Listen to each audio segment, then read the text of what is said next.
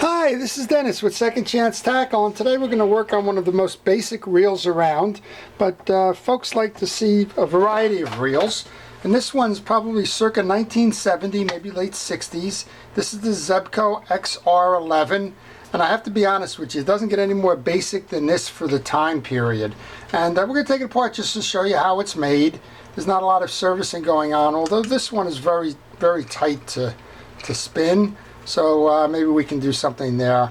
And if I was trying to recondition this reel, I would certainly take the line off the reel. Who knows how long that's been there, but that doesn't matter much. So what do I mean by basic? So this is a basic design. If you look at the reel, there's nothing fancy going on here in terms of the trip springs, the levers, or anything that's involved in a bail release kind of a function. And just to show you by comparison, if we had a reel same generation, here's the same generation, but it's more deeply engineered. This is a damn quick, it's missing the handle, but you can tell here we have a spring mechanism, we have a line roller on the bail, we have a trip mechanism underneath that's going to flip this bail when it hits a certain point, and so on. Well, in the basic entry-level reel, it's a piece of wire here.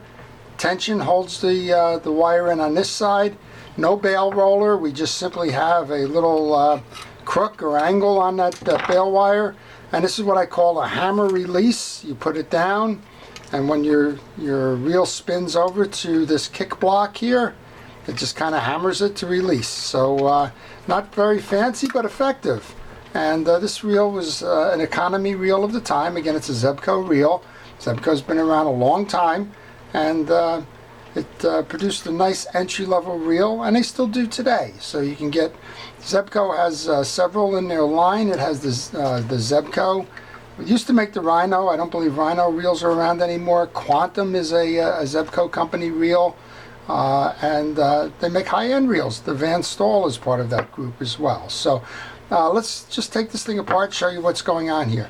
So we mentioned about the sophisticated engineering versus the baseline engineering, and here's an example of what's going on there. This is a top end of the reel. It's a top drag, but there are no drag washers inside, if I remember. Let's see. Yeah, this is just molded plastic. It's a molded plastic. Now we're used to seeing on some of the more advanced reels something like this.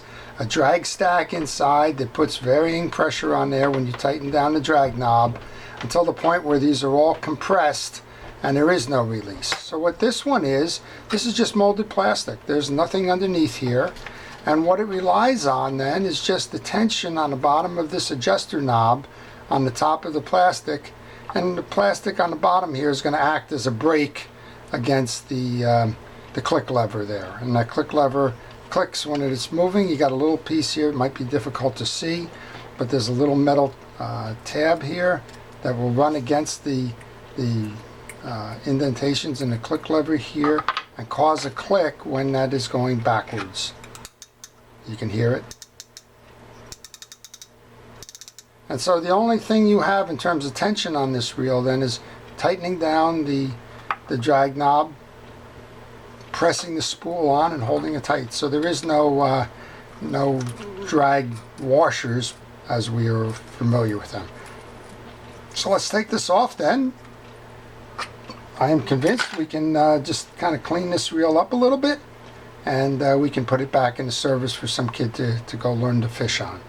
Here's the what I was talking about. You simply have it might be difficult to see, not sure what the best angle is here. Simply have the spring of the bail wire on this side, and on this side just poking through a hole there. We got accumulated dirt, as you might expect, inside. I'm just going to use a penetrating oil, a WD-40 like oil. It's actually from Ace Hardware, and it's just kind of a similar features. It'll free up loose parts. It'll act as a cleaning agent, which is what I'm doing here.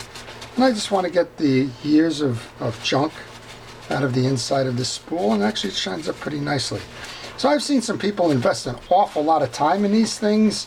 This case isn't in bad condition, but you can see, over years of just hitting rails or being laid on deck or on the pier or anything like that. Some of the paint has worn away. I've seen people strip this down, repaint them and all.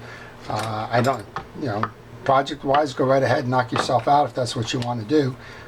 It's not necessary, but people do try to restore these sometimes, and that's okay too.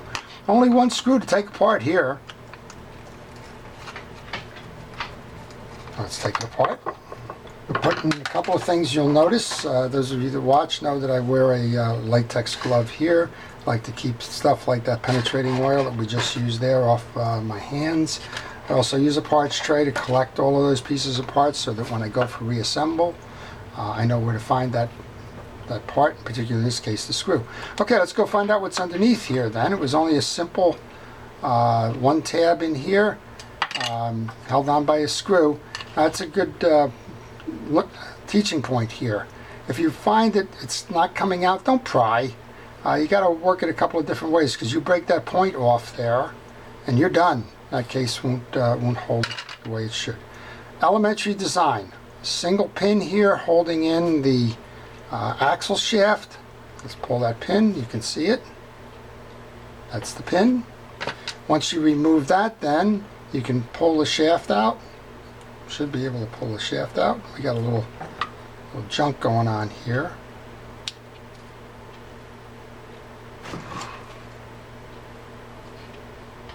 And actually we have a lot of junk going on here, so let's try and clean that up.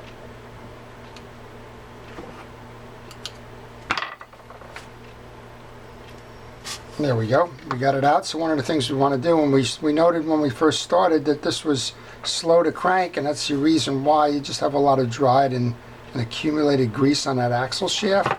So first thing to try then is just simply use a paper towel to clean that off. In this case we got some dried grease, so I'm just kind of putting pressure on there with my fingers and all. If that doesn't work, again, go back to that WD-40 quick squirt there. That's kind of what it's about, right? It'll loosen up that old grease, and try to use that as a cleaner. If you get stuck a little bit, you can use a kitchen scrubby pad just for a little bit of an abrasive. If that doesn't work, you can use a piece of steel wool. Don't go any more than 4/0. 4/0 is the finest of the steel wool. Don't go using 3/0 or 2/0 or 1/0 or anything else. 4/0, that's it. And in this case we've got this nice and smooth now, so that's going to go into the crate. Now we have a crosswind block. That should just pull right off. It does, and you can just see that we have an accumulated pile of dried grease on there. That's the cause of why this is not operating properly. So let's take that apart. And these reels don't come in to get repaired in my shop. This is one, if you might recall, I did a little flea market finds thing, and I showed you that there was a bunch of reels that came in a tackle box. This was one of them, and but they don't come in my shop much, and why would they? It's going to cost them more to repair it than it's worth. You have to remember which side of the crosswind block went in. I know that kind of sounds silly, but you have to remember which way that crosswind block went. Otherwise, you're going to have the axle operating improperly. And in this case, it could go both ways, right? It could go high and low. Take pictures along the way so that you know the way that it came. Okay, this one does not have a nut up top. Sometimes people get crazy with that. It's a common design in the older reels. A lot of people will try and hold the handle and turn it, or something that doesn't work. There's actually a little key underneath here that sets in a groove that holds the spool in. So you just want to work behind there and grab that key, push that key out. You're going to need a fine screwdriver, a little wedge. There's that pin of mine. I must always have that pin here. There it is. You're just going to have to find the right little tool to get behind there, be able to pull it out. And it'll take a moment. This thing's been in there a long time like it is, so it'll take a little while. There we go. You should be able to start to see it coming out now. And that's the clip. It's just a little U-clip. It was sitting in this groove here. Once it does that, you can remove the top, and that's the spool assembly. And then if you like, you can generally remove the handle, and you can push the main gear through.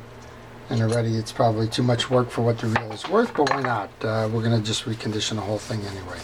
So here's one you want to check. Again, this has got some metal filings on it. Means it hasn't been oiled or lubed in quite some time. So let's go ahead and make that pretty. This is very dry and it's clean. Again, if you wanted to, you could use that paper towel. Go clean that thing up. But this in this internal case is fine. What we'll do here, we're going to just get the anti-reverse arm there. We'll just put a drop of oil on that. We come over and put a little bit of grease onto the main gear. Just on the shaft, so that when it rides in the bushings, it's nice and well lubricated. We're going to take the anti-reverse dog off. That's the easy way to put the gear back in. If you tried to put it in with the gear with that anti-reverse on, you're going to have to mesh it into the teeth. And then we can put the handle back on. And then, as we mentioned, it's kind of easy here. We're going to grab this now. We're going to make sure that we're clear on the spool. Remember, we had some trouble here, and the trouble was because of dried grease. So let's go grab that cotton swab and push through, because that axle was dragging on it, and we can see that there's a whole bunch of dried grease there. Again, a little shot of the WD-40 doesn't hurt to clean it up. A couple of different cleaning agents here, and because this is a gear, let's just go ahead with that pin and knock the dried grease out of that gear there by inserting it in each slot. Don't have a pin? That's okay. Fine screwdriver like this will work. Just use the corner of it. Go ahead and make sure that all of them are clear. That way you'll have a nice smooth, or as smooth an operation as a 40-year-old, 50-year-old reel can give you. Clean it up again on the bottom. You can use that as a scraper as well. I'm just feeling there's a little bit more dried grease, and again you can see why I'm using that latex glove here, because of all of that stuff there. Once we did that, we can go ahead and put a little bit of grease onto that. And that, you don't have to hit every tooth, because that's going to work its way in with the main gear. So let's go ahead and take the opportunity to just put a little bit of grease on the main gear while we're at it. And again, as that rotates around, that'll be fine in terms of the work there. Let's put our spool back on then. Grab that little key. Make sure that that gets into the groove. Give this a quick spin, and that'll tell you that it's a piece of cake operating the way it should now. Alright, let's just put the reassembly in then. We have the crosswind block goes next. I'm going to bring the stud on the crosswind block down to its low point, and then we'll mount that crosswind block in here. That axle shaft was all gooed up, but we're going to just put a little bit of grease on there. I just have a little bit laying on the side there, so use your gloved hand as a tool. In this case, you can just make sure that there's a fine coating on that axle shaft. Now you're going to have to align that axle shaft with the hole for the pin, so just kind of watch it as it's coming down here. Make sure you're kind of in the right area. And then find your pin. That parts tray is a great way to do that. And there you go. So the pin is back, and as we turn now, we should see that we have the total operation. This is what I mean by making sure that it's the right way. If this was upside down, you'll notice on the top stroke here, that would bump the main gear and it wouldn't be working. So I've had people call me from time to time and say, you know, I put it back together again, it's jammed, and then I broke my main gear. Well, you know, not all crosswind blocks go in just one way. And what happens is, if you get this up too high and you continue to crank, you're going to break something by force. Okay, that's this. All we have then is we have that tab that goes inside the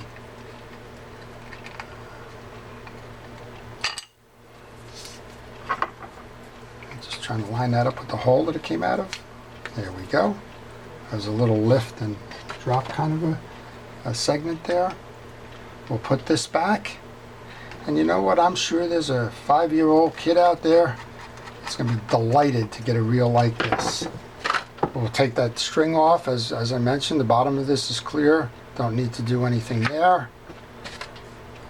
Could clean the top of this off, but after the video, I'll take the line off. I'll clean the whole spool. But again, for the purpose of this demonstration, I'm not going to do that at this point. So we'll just tighten this down. And I mentioned these two pieces here, they're just kind of wire stuck, but it doesn't hurt to put a drop of oil into each side of that. We'll flip this over. We'll give it a trial here. We got it. There you go. So a whole lot easier. But that's it. That's the Zebco XR11 circa 1960s, 70s. It's an entry-level reel from the time. Elementary design. There's not a lot going on here mechanically, but you know what? It's still around 40 years later, and it's going to go fishing again. And we're going to see someone enjoy that reel at a bargain price. So I hope you've enjoyed the video. If you did, please like it and subscribe. Tell your fishing buddies to subscribe as well. I'm always looking to increase my subscriber base, and hopefully everybody will learn a little bit more about how the fishing reels that we're partial to today work and how to service them to keep them fishing for a long time. So this is Dennis with Second Chance Tackle. Thank you for watching.